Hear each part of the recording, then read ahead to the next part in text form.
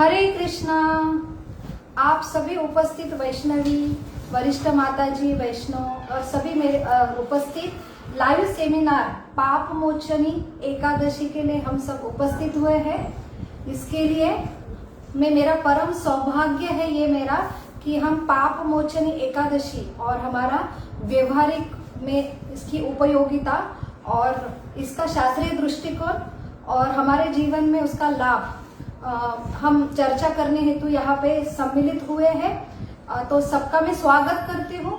और ये विशिष्ट जो तिथि है, ये परम गुह्य ज्ञान हमारे सनातन धर्म की एक विशिष्ट तिथि है और ये बहुत ही पवित्र ऐसी तिथि है। और ये पूरा ज्ञान जो है हमारे वैदिक शास्त्र के आधारित है। इसलिए हम शुरू में भगवान से, गुरु से और सरस्वती माँ से प्रार्थना करके उनके आशीर्वाद लेने हेतु हम प्रार्थना करते हैं और हमारा सेमिनार चालू करते हैं।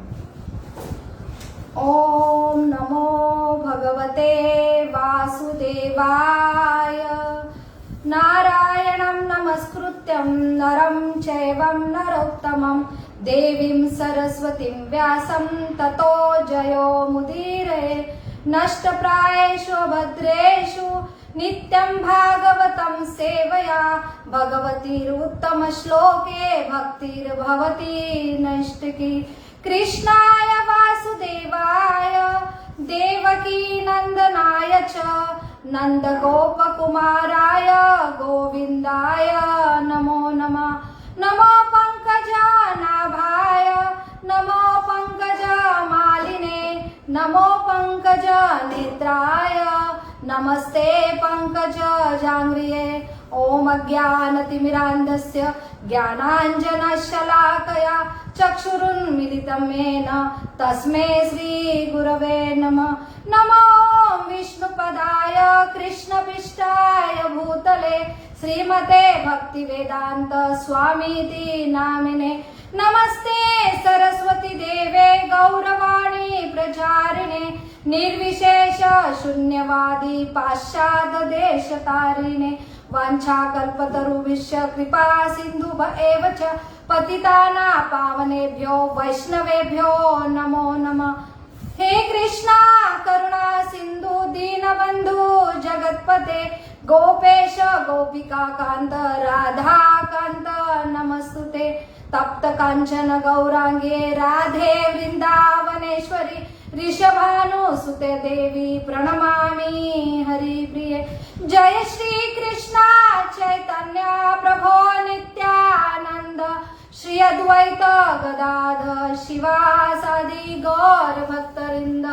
हरे कृष्णा कृष्ण कृष्ण हरे हरे हरे राम राम राम हरे हरे।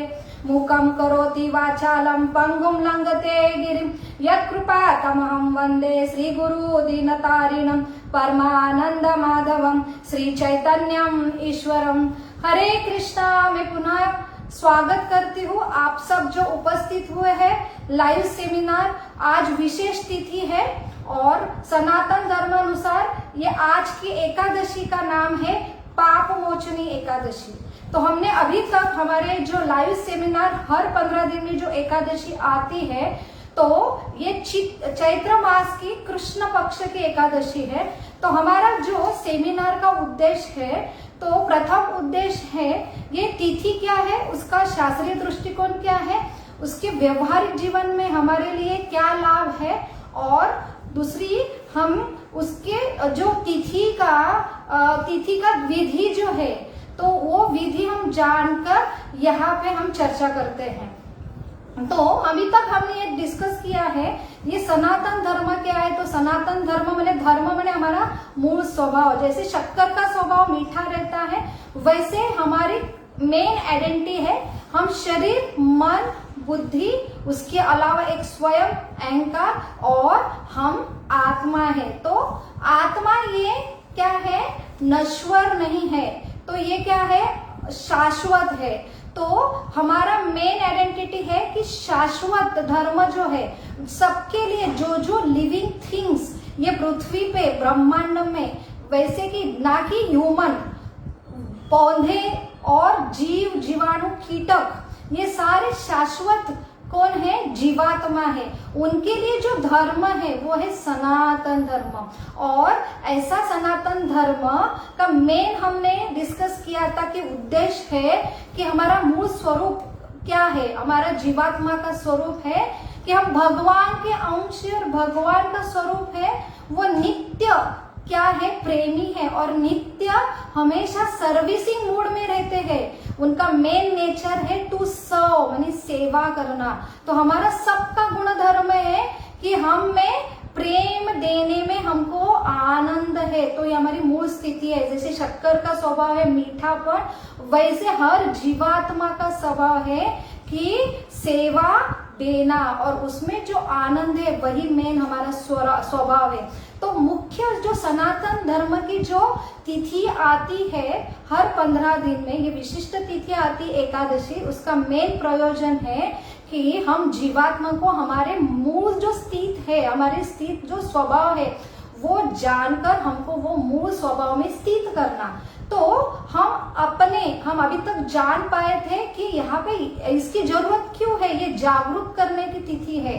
तो इसमें शुद्धिकरण होता है। तो सबसे जरूरी है कि हमने जान लेना है कि ये तमस से हमें मुक्त करते हैं। तो वैसे ही हमने देखा था कि सब सनातन धर्म या सारे विधि विधानों का एक ही है जो उद्देश्य कि जो है कि हमें तमसोमा ज्योतिर्गमय। तो तमसा माने तमस से, अंधेरे से, अज्ञान के और दुख से, अंधेरे से हमें सुख के उजाला तक लेके जाना है। तो हमने अपना मूल स्वभाव जो है आनंद का कि सर्विंग मूड का वो हमने भूल गए हैं, इसलिए हम दुख में है। तो सबसे जरूरी है, जैसे तमस ये क्या है, जैसे पृथ्वी पर गुरुत्वाकर्षण शक्ति रहती है जो हमें अनायास नीचे खींचती है। तो जैसे ये बुरी शक्तियां है, आलस्य है, द्वेष वृत्ति है, ये अपने आप हमारे ऊपर छा जाती है। तो वो पैसिव है, माने उसके लिए प्रयास नहीं करना पड़ता है, वो अपने आप आ जाती है। तो मेन सबका उद्देश्य नकारात्मक शक्ति, ये गुण धर्म है, ये ब्रह्मांड का, ये मृत्यु लोक का और सारे जीव इसमें ये शक्ति में स्थित होते हैं। तो अपने आप ये जीव ऊपर नहीं उठ पाते, इसलिए विशेष शक्ति आज के दिन में रहती है। वो विशेष शक्ति का हमने लाभ उठा के ये शक्ति द्वारा ऊपर उठना, उसे बोलते हैं तमसोमा ज्योतिर्गमय।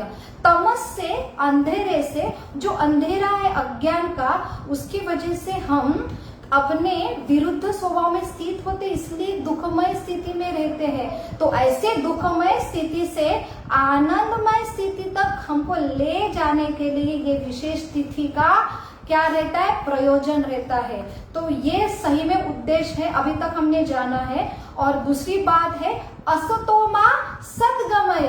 असत माने हमने अभी तक जाना था कि पुरुषार्थ, जो 4 पुरुषार्थ है, धर्म अर्थ काम मोक्ष।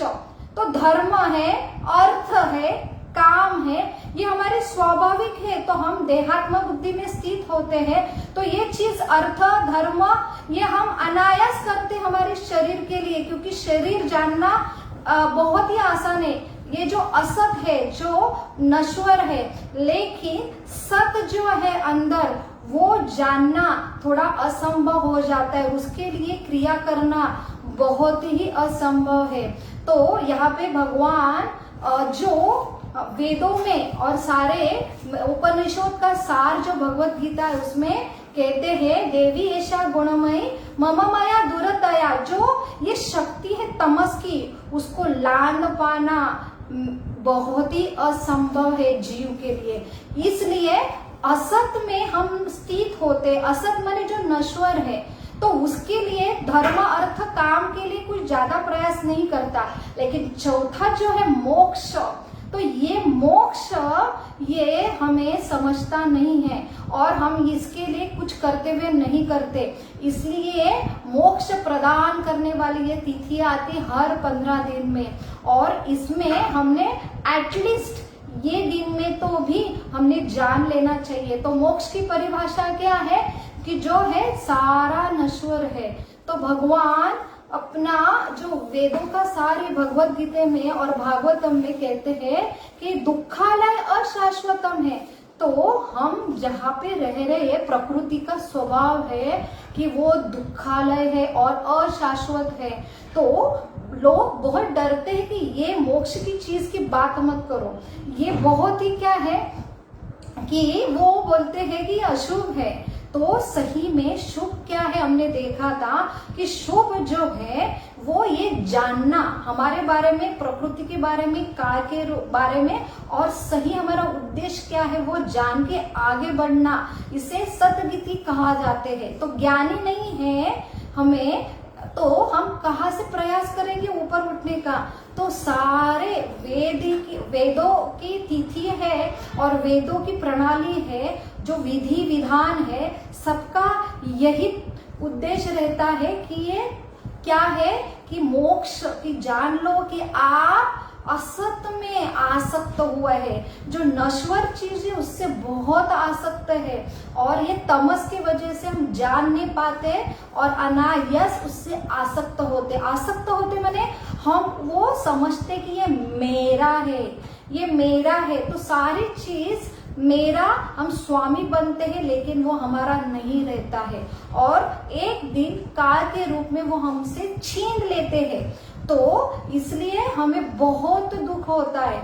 तो भगवान ये दुखदायक स्थिति से हमें निकालने के लिए बार बार ये तिथि से और ये विधि विधान से हमें समझाने का प्रयास करते हैं कि ये सारी नश्वर चीज से आपने नाता जोड़ा है, आप आसक्त हो गए हैं, तो यही है आपका दुख का कारण।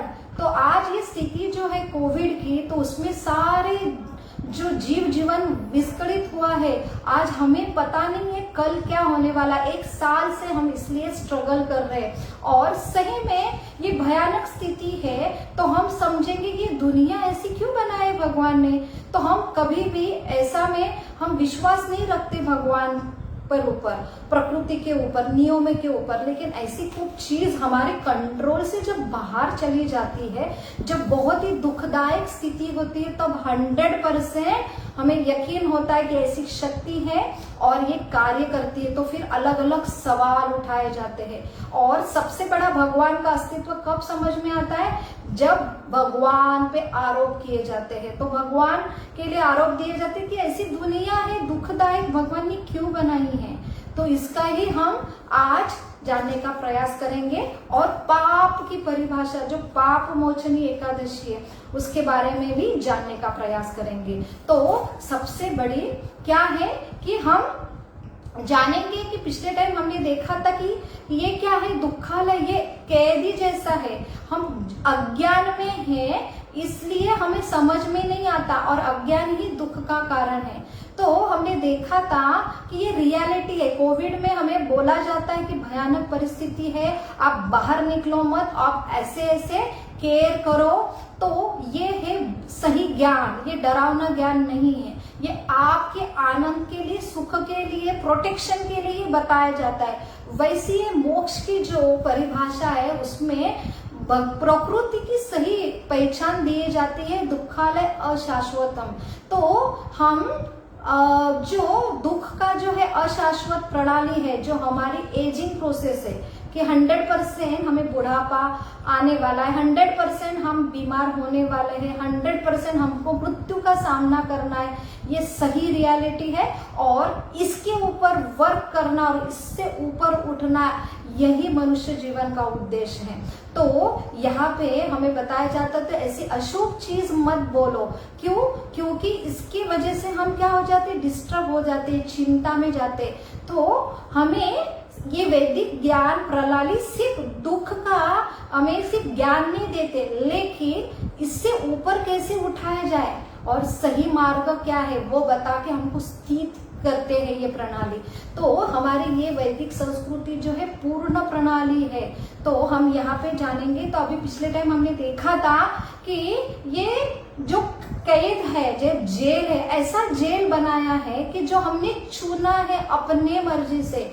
हमें हमेशा हम भगवान के अंश है। हमने ये चॉइस चयन किया था कि हमें भगवान व्यक्ति स्वरूप में नहीं पाना है, हमें स्वयं भोक्ता बनना है, हमें स्वयं स्वामी बनना है। तो हमेशा स्वामी एक ही रहता है, जो बनाता है और जो चलाता है उसके द्वारा है। जैसे हम कंपनी का उदाहरण देखेंगे, कोई भी या देश का उदाहरण देखेंगे तो सरकार और राजा एक ही रहता है और वो जारा सारी प्रणाली बनाता है। तो सही व्यवस्था के लिए एक निर्देशन पे अगर सारे चले तो वह सही व्यवस्थापन रहते। वैसे ही भगवान ये पूर्ण है और हम उनके अंश हैं। तो भगवान क्या है? प्रोप्राइटर है, स्वामी है, भोक्ता है, वो उनका नेचुरल स्वभाव है और हमारा स्वभाव है उनको सर्व करना। तो लेकिन ये ऐसे स्वामी नहीं है कि जैसे हम भौतिक जगत में अनुमान करते कि स्वामी की भाषा क्या है और सर्वेंट की भाषा क्या है। तो भगवान ऐसे स्वामी हैं कि जो सर्वेंट की सेवा में लालायत है। तो ऐसे स्वामी का स्वामित्व हमने नकार करके हम ये चयन किया है, यहाँ पे हमको स्वामी बनना था और हमारी कैपेसिटी नहीं है, हम सिर्फ भगवान के अंश है।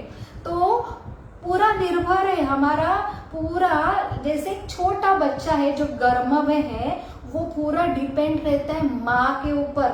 उसकी इतना छोटा उसका स्वरूप है, अंश है, उसने अभी तक अपने फेफड़े भी विकसित नहीं किए है कि तो बाहर आके सांस ले। तो वो पूरा अम्बिलिकल कॉर्ड के ऊपर मम्मी से अटैच रहता है और मम्मी जो कुछ ऑक्सीजन देती है खाती है उसके ऊपर जो निर्भर रहता है। ऐसी हमारी पहचान है। लेकिन अपने हट से हम उनको अलग हुए और यहाँ पे भगवान को ये मृत्युलोक की रचना करनी पड़ी। और एक था शर्त कि हमको भगवान देखना नहीं है, इसलिए अटैचमेंट तो रहेंगी, उसके बगैर तो हम जी नहीं सकते। लेकिन अटैचमेंट लेके हम भगवान का विस्मरण चाहते थे, तो हमारे इच्छे से यहाँ पे मृत्युलोक में हम आए हैं, जहाँ पे हम स्वामी बनने की तो हमारी इच्छा है लेकिन हम बन नहीं सकते। इसलिए हमें ऐसा भगवान जैसा हमको शरीर मिला और प्रकृति मिली, लेकिन हम सही तरह से स्वामी ना होने की वजह से कुछ काल बीतने के बाद हमसे वो छीन लेता है, शरीर छीन लिया जाता है और सारे हमने जो स्वामित्व का जो नाम कमाया, हमारी प्रॉपर्टी कमाई, वो भी हमसे छीन लेती है। फिर हम दुखदायक होते और फिर क्वेश्चन पूछते ऐसा क्यों। तो भगवान हमारे यहाँ पे शास्त्र में हमें इसकी परिभाषा देते हैं कि सही में कि ये है मोक्ष की परिभाषा। मोक्ष माने समझ लेना आप कौन है और शाश्वत क्या है, सत्य उसे बोलते हैं, और असत्य क्या है तो हमने चयन किया है। और ये प्रकृति का स्वभाव है कि जैसे हम इसमें आते हैं उसके कनेक्शन में तो अनायास उससे आसक्त होते हैं और अज्ञानवश हम उसका स्वामी बनते हैं और हम बोलते हैं ये मैं हूँ, ये मेरा है।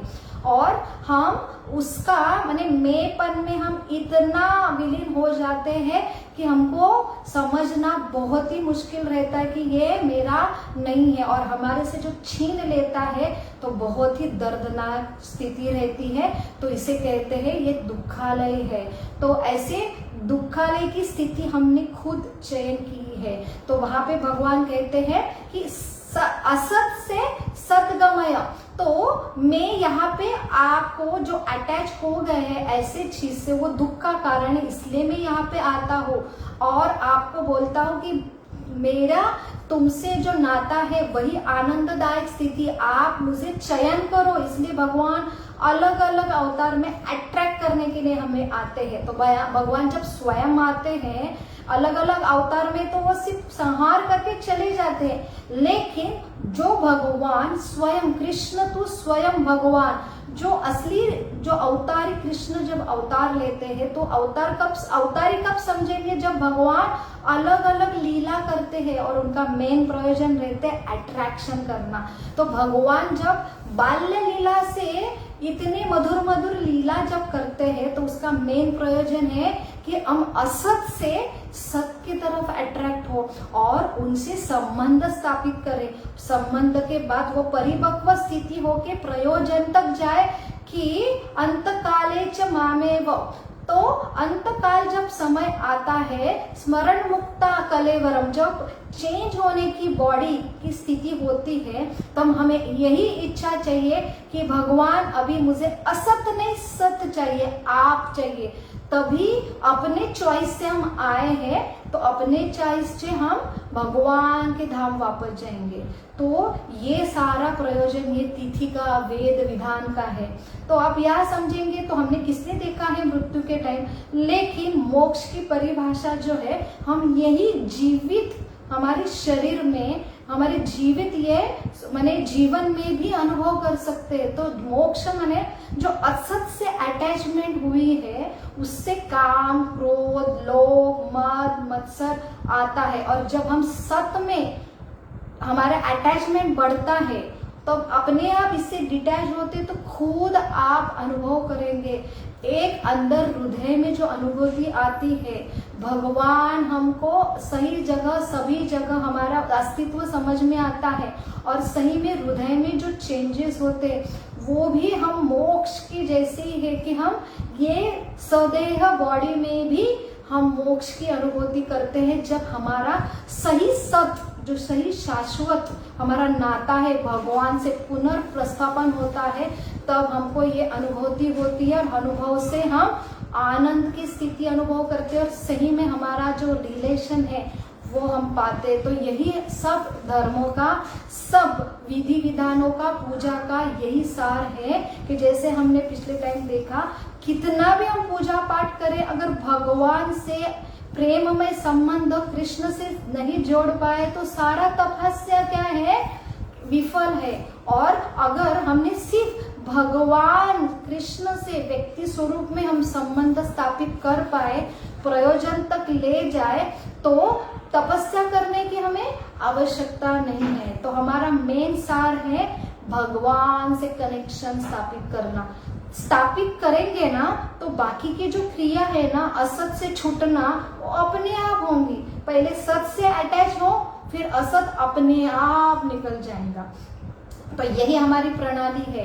इसलिए हमें विधि दिया जाता है। शुरू में हमें व्यक्ति स्वरूप में भगवान समझते भी नहीं है, लेकिन हमें फोटो, मूर्ति दिए जाते हैं और बचपन से किया जाता है। हर हमारे जो फेस्टिवल आते हैं, हमारे विधि विधान आते हैं कि भगवान को दंडवत करो, नमस्कार करो, मूर्ति की पूजा करो। ये साधारण मूर्ति नहीं है, इसमें भगवान, जब शुद्ध भक्त जब भगवान को पुकारते हैं और विधि विधानों द्वारा, संस्कार द्वारा भगवान की शक्ति उसमें आती है। तो ऐसे व्यक्ति स्वरूप भगवान, मूर्ति स्वरूप भगवान से हमारा नाता प्रस्थापित होता है। वो है हमारी विधि का मेन उद्देश्य। तो हम जैसे जैसे उनसे अटैच होते हैं, वैसे वैसे अपने आप असत चीज जो है, जो तमस है, आलस्य है, जो हमारा नकारात्मक शक्ति है, अपने आप चली जाती है। और ये ऊंचा स्वाद जब मिलता है ना, तो नीचा स्वाद अपने आप चले जाता है। तो नियम जो है, जैसे प्रेमी संबंध के लिए बहुत ही प्रेम करते हैं आप, तो कोई भी तपस्या करने में बहुत ही आसान होता है, क्योंकि मेन टारगेट है हमें प्रेम। और प्रेम संबंध तक हम कौन सी भी सीमा ला सकते हैं, तो उसके लिए कुछ हमें तकलीफ नहीं होती है। इसलिए विधि विधान हमें दिए जाते हैं कि यहाँ पे अटैच करो, फिर अपने आप असत चीज से अपने आप डिटैच होंगे। उसके लिए आपको ज्यादा कष्ट लेने की जरूरत नहीं है।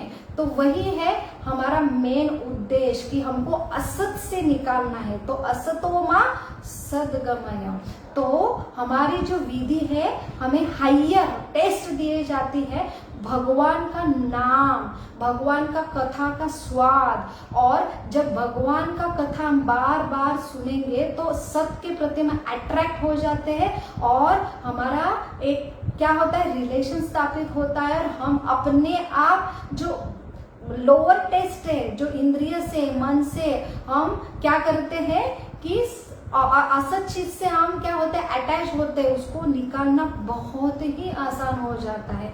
तो तपस्या ये सेकेंडरी है, पहले संबंध स्थापित करना। इसलिए एकादशी का मेन विधि है कि जैसे बोला जाता है तप, यज्ञ और दान। तो सबसे जरूरी है कि आप भगवान के बारे में सुनो, भगवान की कथा के बारे में सुनो, और उनके बारे में अट्रैक्शन कब होगा, जब उनकी महानता आपको समझेगी। तो महान भगवान के गुण हम डिस्कस करेंगे।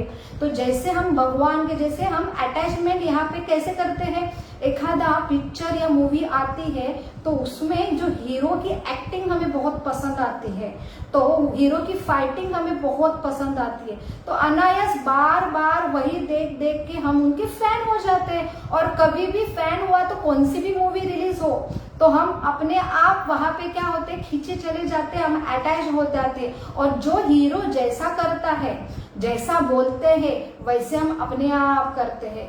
वही क्या है, प्रणाली है। तो मेन प्रणाली हमारी शास्त्र की प्रणाली वही है, माया नगरी ने कॉपी की है।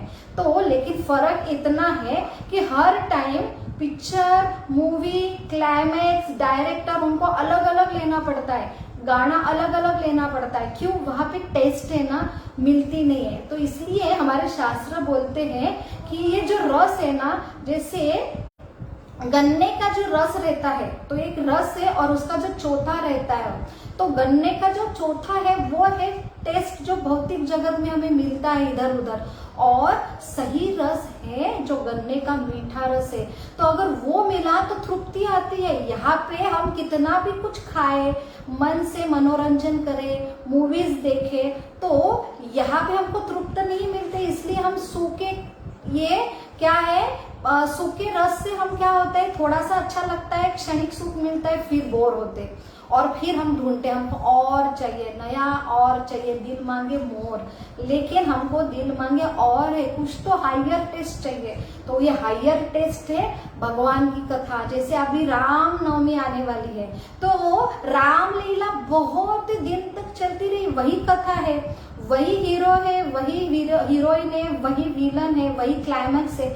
लेकिन संबंध गाढ़ा होने की वजह से वो रसदायी होता है, जितना सुनो उसमें और रस मिलता है। और हृदय की जो विकार है, काम, क्रोध, लोभ, मद, मत्सर, वो चले जाते हैं, हृदय में ठंडक मिलती है।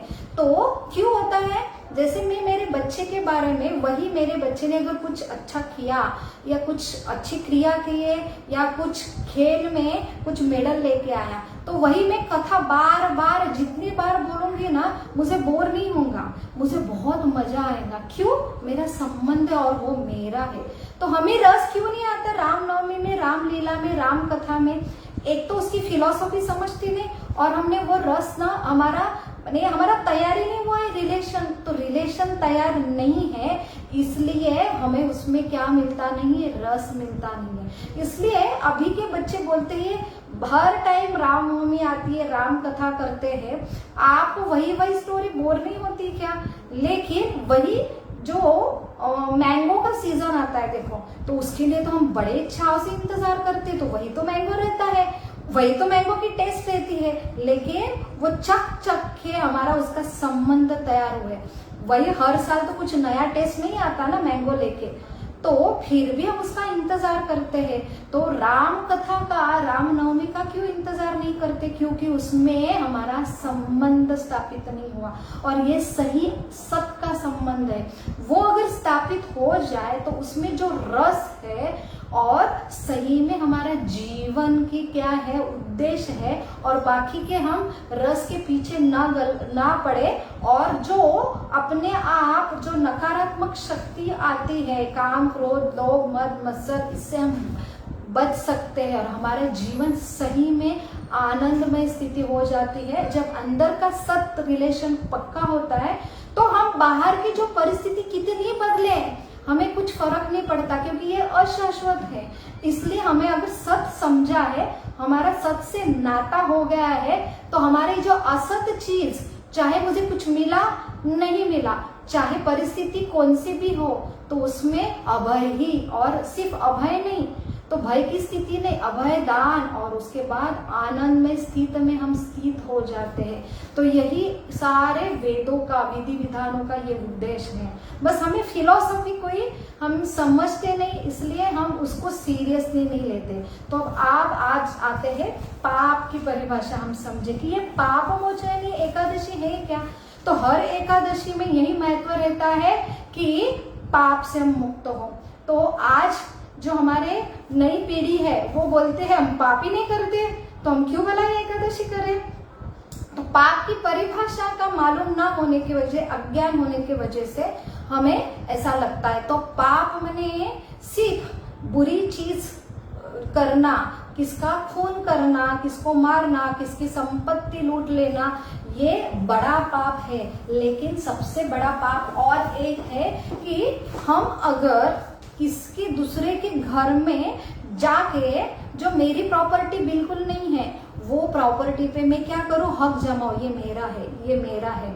और कोई आता है घर में तो हम बिंदास देते, ये लेके जाओ, ये मेरा है। लेकिन अगर मैं मोहग्रस्त होके या इल्यूजन में जाके मैं ये समझ रही हूँ कि ये मेरा है और मैं सबको दे रही हूँ और मैं इस्तेमाल भी कर रही हूँ, तो ये पाप की परिभाषा नहीं है।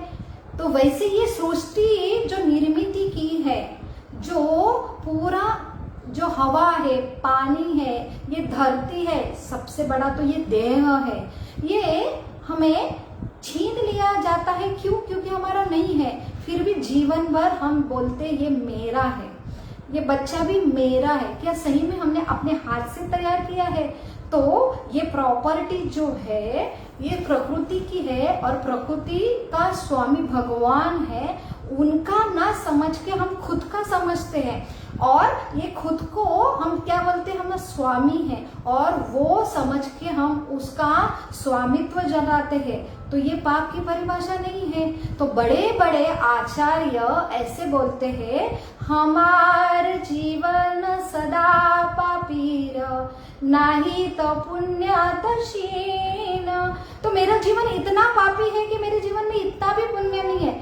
ऐसे आचार्य जो खुद सिर्फ 2 घंटे सोते हैं और नाम स्मरण में लगते हैं और पूरा अपना जीवन विधि विधान पे सिर्फ भगवान के भक्ति में लगे हैं, ऐसे आचार्य अगर कहते हैं कि मेरा जीवन सदा पापी, तो वो एक क्षण के लिए भी अगर भगवान को भूलते हैं तो वो बोलते मैं पापी हूँ। तो ये सारी सृष्टि और सारा जो हवा, पानी, ये सारे सृष्टि चलाने के लिए जो कुछ व्यवस्था है, हमारा खुद बॉडी है, ये सारी चीज भगवान के, स्वयं हम भी अंश है भगवान के, हम उनका विस्मरण करते हैं तो क्या होता है, एक पापमय स्थिति है। जैसे कि हम खाना बनाते हैं तो भले नॉनवेज तो सही में पाप है क्योंकि हम हत्या करते हैं, लेकिन अगर हम शाकाहारी भी खाना बनाते हैं उसमें सारे जीव जंतु मरते हैं। क्यों?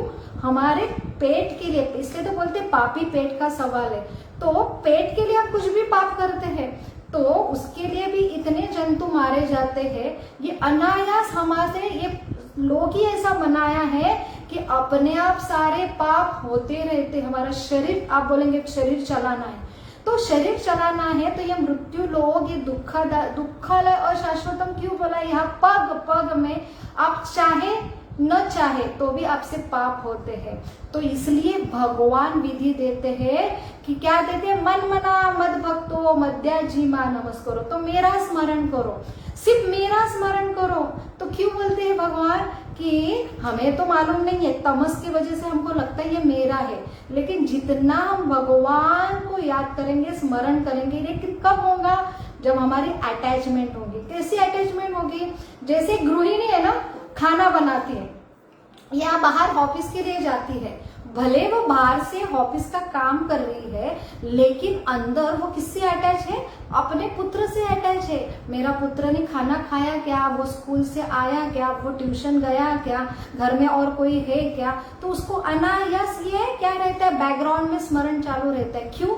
उसका बहुत गहरा संबंध है। और उसके बाद उसने सेवा की 9 महीने पेट में, उसके बाद बाहर उसने सेवा की है, तो उससे क्या हुआ, बहुत ही वो अटैचमेंट हो गई है। और ये है सही प्रयोजन कि हमारा जो संबंध है इतना गाढ़ा होना चाहिए कि अनायास वो स्मरण होता रहना चाहिए, तभी हम क्या होंगे। भगवान बोलते हैं कि एक सूर्य का एक छोटा सा प्रकाश, आप देखते होंगे जब बारिश होती बहुत गंदगी होती है, विषाणु जीवाणु रहता है, बहुत गंदी चीज पानी की वजह से सड़ जाती है। जैसे कि सूर्य का प्रकाश आता है तो सारी चीज शुद्ध हो जाती है। या अग्नि का उदाहरण देखेंगे तो कितना भी अशुद्धता है, वहां पे अग्नि आई तो सारी चीज अपने आप शुद्ध होती है। तो सूर्य जो है, भगवान ब्रह्म संहिता में जो ब्रह्मा जी ने ये सृष्टि निर्मित की है, वो परिभाषा देते हैं कि ये जो सूर्य है, तो सूर्य, लाखों सूर्य एक भगवान का सिर्फ अंग कांति का एक प्रकाश है। तो एक सूर्य की किरण, अगर उसमें इतनी पावर है, शुद्धता, तो भगवान की इसमें भगवान कितने शुद्ध होंगे। और भगवान कहते हैं कि मैं कलयुग में, शास्त्र में, अपने लीला में, अपने कथा में, अपने गुण में, अपने नाम में स्थित हूँ। मैं और मेरा नाम, मेरी कथा, मेरा स्मरण अभिन्न है। आप जितना कथा, इसलिए तो कथा सुनने का बहुत महत्व रहता है। और किससे सुनना चाहिए, जिसके हृदय में भगवान के प्रति प्रेम है। तो माँ अगर बच्चे के बारे में बोलेंगे तो ये बहुत ही मधुर लगता है उसके मुंह से सुनना। इसलिए हमने पारंपरिक शास्त्र, जैसे शास्त्र, साधु और गुरु, इनसे सीखना चाहिए। भगवान जो है तो पारंपरिक, जो भगवान से आया हुआ गुरु शिष्य परंपरा है। क्या भगवान ने ब्रह्मा जी से बोला, ज्ञान नारद जी से बोला, व्यासदेव से, ये गुरु शिष्य परंपरा से जो ज्ञान आया है, जो प्रभुपाद ने यथारूप से हमें भगवत गीता में समझाते हैं प्रभुपाद।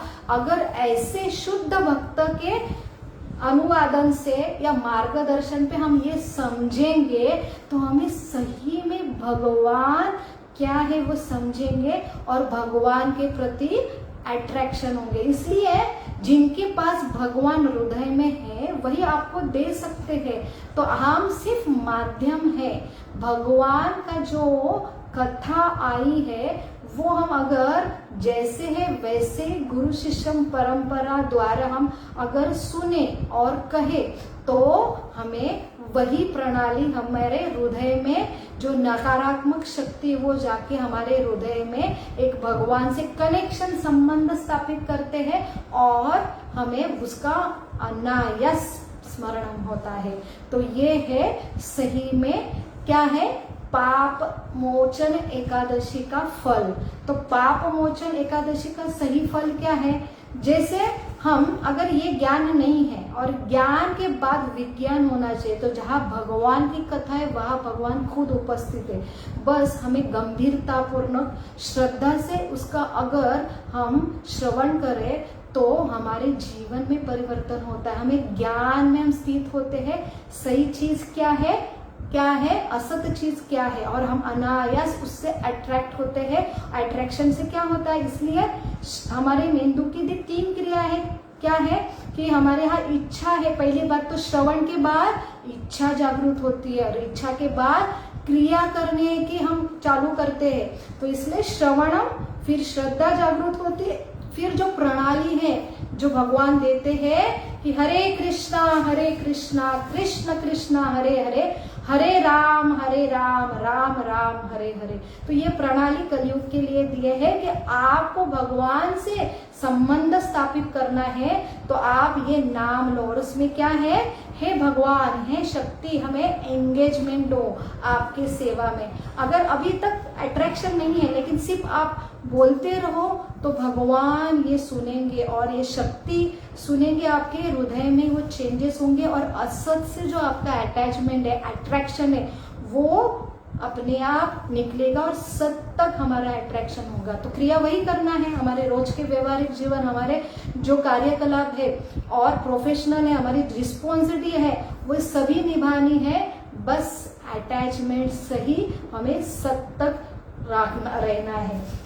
इसलिए ऐसे बोला जाता है कि भगवान 15वें अध्याय में कहते हैं कि वेदेषु सर्व अहमेद वेदो, मैंने सर्व वेदों का सार है मुझे जानना। तो सारे विधि विधान का एक ही है कि आप भगवान को जानो।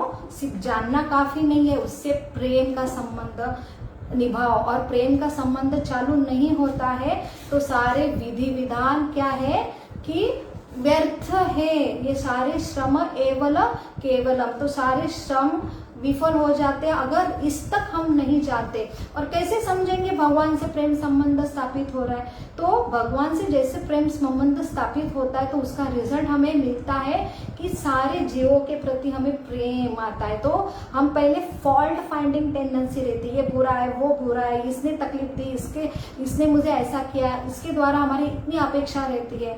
अभी वही चेंजेस हमको ये देख रहा है कि किसमें बुरी नहीं, अच्छी अच्छी चीज हम फोकस कर रहे हैं, और सबके द्वारा हमें क्या है, मैत्री का भाव आ रहा है, और सबकी एक्सपेक्टेशन की जगह हम एक्सेप्ट कर रहे हैं, और एक सर्विंग मूड हमारा तैयार हो रहा है। ये सही हमारा क्या है कि हमें ये प्रचिति मिलती है, उसके बोलते हैं साक्षात्कार। तो सही में सिर्फ नॉलेज जो है वो सफिशिएंट नहीं है, नॉलेज के बाद रियलाइजेशन माने संस्कार। तो संस्कार और इंफॉर्मेशन में यही डिफरेंस है। इंफॉर्मेशन आपको सिर्फ क्या करते हैं कि उसमें आपको सिर्फ इंफॉर्मेशन मिलेगा, लेकिन रियलाइजेशन और परिवर्तन नहीं होगा। हमारा जो वैदिक संस्कृति का जो ज्ञान है वो हमें रियलाइजेशन देता है, साक्षात्कार देता है, और उसके बाद परिवर्तन देते हैं। तो सही परिवर्तन है असत से सत के लिए अटैचमेंट होना। तो इसलिए हमें अशांति हमें महसूस होती है जब हम असत में अटैच रहते हैं, और जब हम सत में स्थित होते हैं तो हमें क्या होता है कि हमें शांति का अनुभव आता है। इसलिए भगवान भगवत गीता में क्या कहते हैं कि भोक्ताराम यद्य तपसा सर्वलोक महेश्वरम सहृदय सर्वभूतानां ज्ञात्वा माम शांति मृच्छति। तो सारे लोग जो है विधि विधान मंदिर में हम जाते क्यों? अशांति लगती है। क्यों अशांति? क्योंकि पाप हम करते हैं इसलिए अशांत। एक चोर तो अशांत ही रहेगा ना, तो हमें लगता है कि मंदिर में जाके हमें शांति, क्योंकि हमें शांति ये हमारा प्रयोजन होता है। लेकिन भगवान यहाँ कहते हैं कि शांति पृच्छति, आपको शांति कब मिलेगी? जब आपको समझेगा कि सर्वलोक महेश्वर माने सर्वे का लोगों का स्वामी भगवान है, और सर्व जन सारे जीवों का हितकारी सिर्फ भगवान है। और ये क्या है? भोक्ताराम यज्ञ तपसा, सारे जो चीज के भोक्ता स्वामी भगवान है, और वो सहृदय सारे हृदय में स्थित है, और सबके कौन है? कल्याणकारी है। तो हम सारे जीवन भर सबसे रिलेशन तैयार करने के पीछे, और उसमें विफलता आती, क्योंकि 100% एक्सपेक्टेशन कंप्लीट नहीं होते ना। क्यों? हम भगवान के अंश है। जैसे हमने देखा था, हम बड़े बाप के लड़के हैं, लड़की है, तो हम यहाँ पे आके मैच नहीं होते, तो सब जगह हम टक टक देखते। इसमें संपूर्ण सौंदर्य है, संपूर्ण यश है, संपूर्ण बल है, संपूर्ण ज्ञान है, तो संपूर्ण वैराग्य है। अगर नहीं ना तो हम विफल हो जाते, तो अपेक्षा होती है। क्यों? हमारा स्वभाव है कि हम भगवान के अंश है, इसलिए तो सारे लोग अतृप्त है और अशांत है। इसलिए जब भगवान जो पूर्ण है, जहाँ पे षड ऐश्वर्य है, तो उनसे अगर हमारा कनेक्शन स्थापित होता है तो हमें जीवन में सही शांति मिलती है। तो शांति ये क्या है? बाय प्रोडक्ट है। किसका बाय प्रोडक्ट है? प्रेम के संबंध का। जहाँ पे प्रेम संबंध विकसित होता है तो शांति के लिए आपको प्रयास नहीं करना है, शांति अपने आप मिलेगी। तो ये सही फॉर्मूला हमारे शास्त्र हमें देते हैं। तो आपको प्रेम के लिए, भगवान के प्रेम के लिए हमने प्रयास करना चाहिए। और ये तिथि विशेष तिथि है, ऐसे हम तमस के द्वारा ये जान नहीं पाते और रिलेशन निभा नहीं पाते भगवान से, क्योंकि हमें हमेशा लगता है हम नश्वर शरीर है, हमारे ये रिलेशन है, यही सारे हमारा मेन है अस्तित्व और हमारी रिस्पॉन्सिबिलिटी, इसलिए हम सीरियसली नहीं लेते।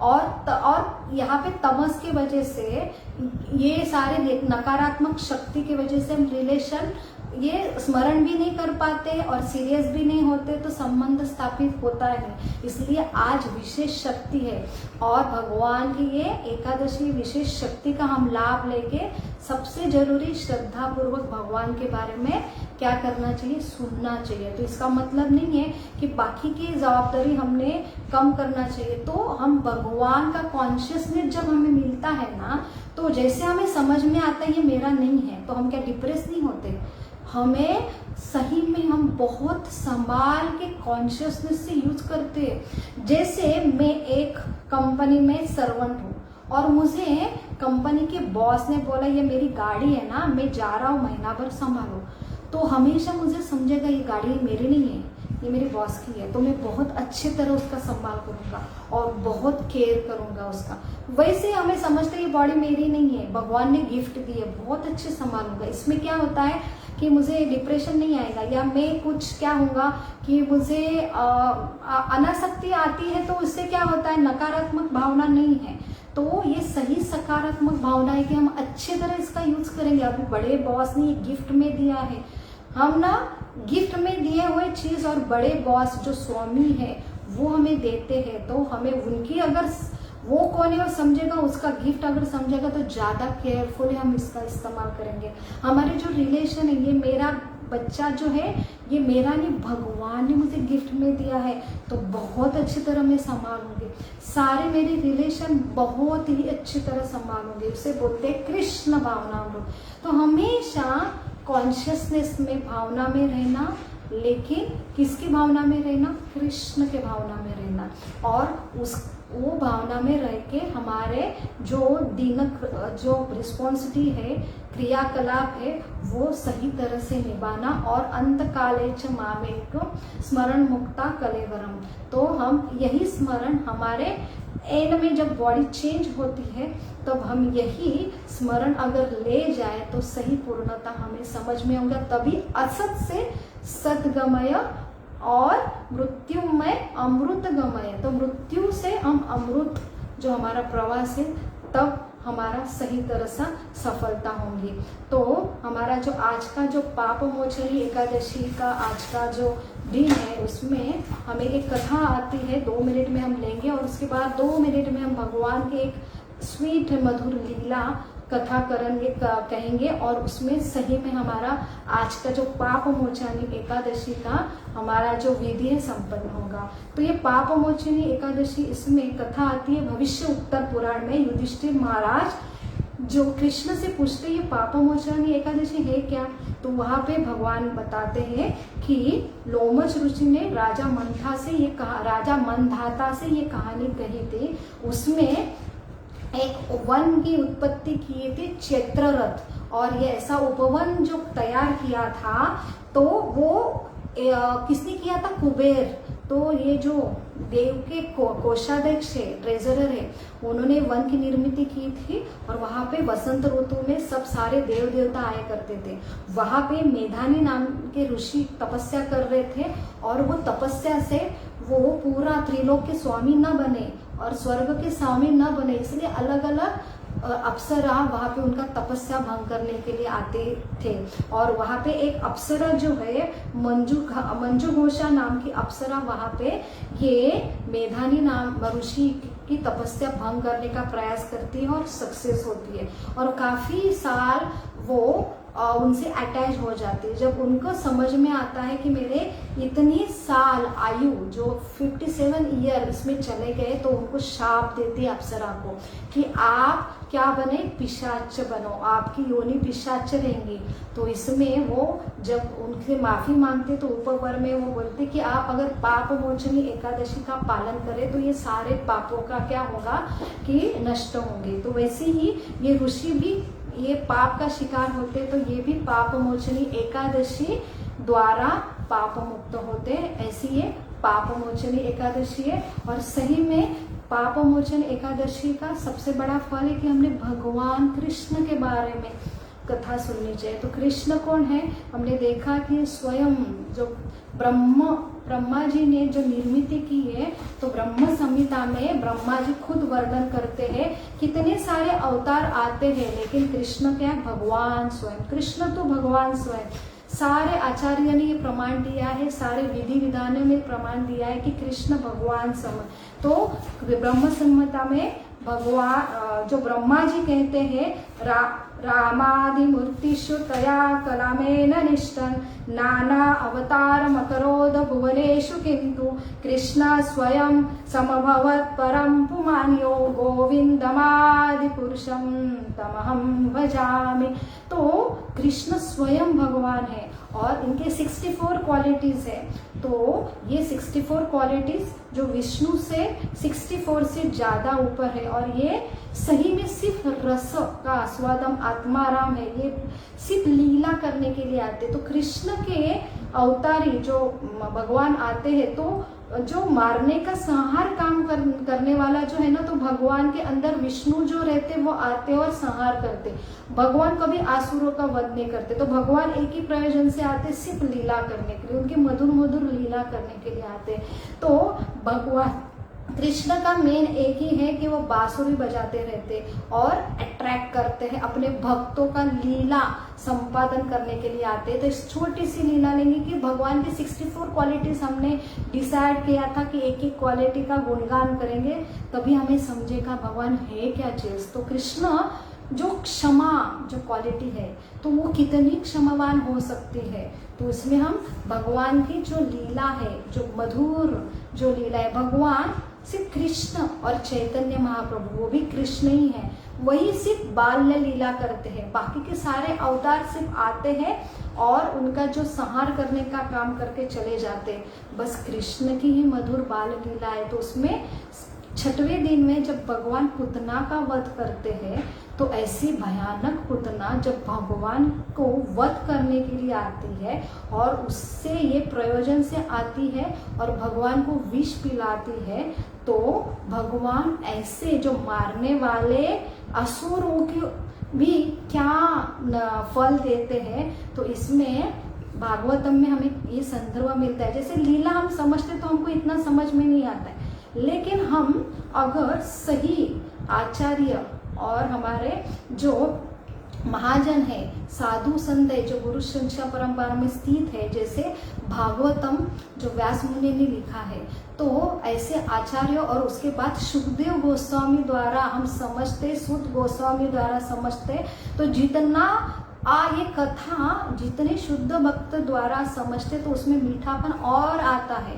तो ऐसे ही शुक गोस्वामी खुद बोलते हैं कि मैं ज्ञानी था, भगवान की माँ जो नश्वर शक्ति पता थी, लेकिन भगवान कौन है व्यक्ति स्वरूप में नहीं वो अट्रैक्ट हुए थे। तो इसलिए हमें बहुत सारे आज क्या मिलेंगे, सेमिनार मिलेंगे और हमको मोटिवेशनल सेमिनार बोलेंगे कि आपको सही में खुशी होना है, सही में सुख प्राप्त करना है, तो पॉजिटिव एटीट्यूड रहो, आप दूसरे का अच्छा देखो, दूसरे की सेवा करो। लेकिन ये अपने आप नहीं होने वाला जब तक आपको कनेक्शन नहीं मिलेगा व्यक्ति स्वरूप में जो रसराज है। तो यहाँ पे फिलॉसफी देने वाले बहुत सारे आपको मिलेंगे, लेकिन सही में जो सिद्धांत है क्या है, भगवान को व्यक्ति स्वरूप में हमको रस देना और उनका संबंध स्थापित करना, ये सही जो है प्रणाली है, आध्यात्मिक प्रणाली उसे कहते हैं। तो ये ज्ञानी जो सुखदेव गोस्वामी ज्ञान से वो स्थित थे, उनको लगता है ये माया है, मुझे इसमें अटकना नहीं है, तो वो जैसे जन्म होते हैं और भागते, और उनके जो पिता है कौन है, व्यास थे, वो भागवतम का श्लोक कथन करते हैं। अहो बकियम स्तन कालकूटम जिगासया काम। तो ये जो श्लोक जैसे बोलते हैं कि अहो बकियम स्तन कालकूटम जिंगासया, तो अभिधात्री, तो ये जो है कि जो जिंगा मने कौन से प्रयोजन से आई थी, मारने के प्रयोजन। और अहो बकियम, बकियम मने जो बकी है, बकासुर की बहन है, वो बकियम कहाँ से आई थी? मारने के प्रयोजन से। तो भगवान क्या है कि उसे कौन सा पद देते हैं? एक धात्री का पद देते हैं। भगवान डायरेक्ट गोलोक वृंदावन उसको सिर्फ बाहर से देखेंगे कि उसको मारा, लेकिन भगवान जो हृदय से उसकी द्वेष प्रवृत्ति है वो डायरेक्ट मिटा में डायरेक्ट ममता डाल देते हैं उसमें, और ऐसा प्रयोजन देते हैं कि अपने आप जो गोलोक वृंदावन में और वहाँ पे भगवान की माँ का में सेवा में उसको लगा देते हैं। तो हम सिर्फ एक ही व्यू से देखते हैं, जो 4 डायमेंशनल व्यू है वो आचार्य जो शुद्ध भक्त है उनको समझते हैं, हमको सिर्फ लगता है माना। लेकिन हम जब महाजनों से, साधु से ये समझेंगे कि भगवान कितने दयालु है, तो भगवान को मारने के लिए अब कोई आता है तो भगवान सिर्फ उसका क्या बोलते हैं, मुक्ति प्रदान करते हैं। भगवान मुक्ति माने क्या है? सदगति देते, अच्छा जन्म देते हैं, या ज्यादा से ज्यादा वैकुंठ। लेकिन भगवान यहाँ पे खुद के घर में उसको उसकी एक ही इच्छा देखी। क्या देखी? वो मुझे दूध पिलाने के लिए आए थे। इतने सारे बुरे उसके जो उद्देश्य थे वो ना देख के बस एक ही अच्छा गुण देखा कि मुझे वो दूध पिलाने के लिए आए। वो दूध पिलाने का एक ही गुण भगवान ने देखा, ममता वाला, और उसका जो हृदय पूरा उसका क्या किया? डिसेक्शन किया, ट्रांसफर किया, उसको बोलते सॉफ्टवेयर ही चेंज कर दिया। तो वहां पे सिर्फ सॉफ्टवेयर चेंज करके परम गति, सदगति और इतनी ऊंची गति, जो कितने सारे साधु संत ऋषि मुनि इतने जन्म जन्म से तपस्या कर रहे तो भगवान का परमात्मा रूपी भी उनको प्राप्त नहीं होता है। ऐसे इतने जहराली उद्देश्य से ये राक्षसी आई थी भगवान के पास। उसका भगवान ने सिर्फ क्षमा नहीं है, उसके उद्धार हेतु सब सीमा लान दिया है। तो ऐसे हमारे भगवान, जितने उनके बारे में सुनेंगे तभी पॉजिटिव एटीट्यूड तैयार होगा, तभी हमारे जो दूसरे की तरफ पॉजिटिव जो गुण है तब देखने की हमारी प्रवृत्ति बनेगी, तभी हम उनको क्षमा कर पाएंगे और तभी हम उनका क्या करेंगे? कल्याण कर पाएंगे। ये अपने आप नहीं होता, सिर्फ पॉजिटिव रहो, ये करो, वो करो। सही है कि मंत्रा मेडिटेशन, भगवान के नाम का जप करना, भगवान का कथा सुनना और भगवान की प्रेममय सेवा करना, तो यही सही प्रणाली है। आपको सही में पॉजिटिव बनना है और सकारात्मक चेंजेस आप में खुद में लाना है। तो हरे कृष्णा, बहुत बहुत धन्यवाद। आप सब ने ये एकादशी का महात्म्य सुना और ये मेरा परम सौभाग्य है कि हम हर एकादशी में यहाँ पे इकट्ठा होते हैं और कुछ भगवान के बारे में और जो गुरु शिष्य परंपरा जो प्रभुपाद ने दिया है और ये कृष्ण भावना संघ की वजह से हम इकट्ठा होते हैं और उनके ही प्रभुपाद जी की जो प्रणाली है, जो उनका जो डिस्क्रिप्शन दिया है हर श्लोक का, उनके द्वारा हम यहाँ पे डिस्कस करने का, चर्चा करने का प्रयास करते हैं। तो बहुत बहुत धन्यवाद। श्रील प्रभुपाद की जय, श्री श्री राधा मुरलीधर भगवान की जय। हरे कृष्ण।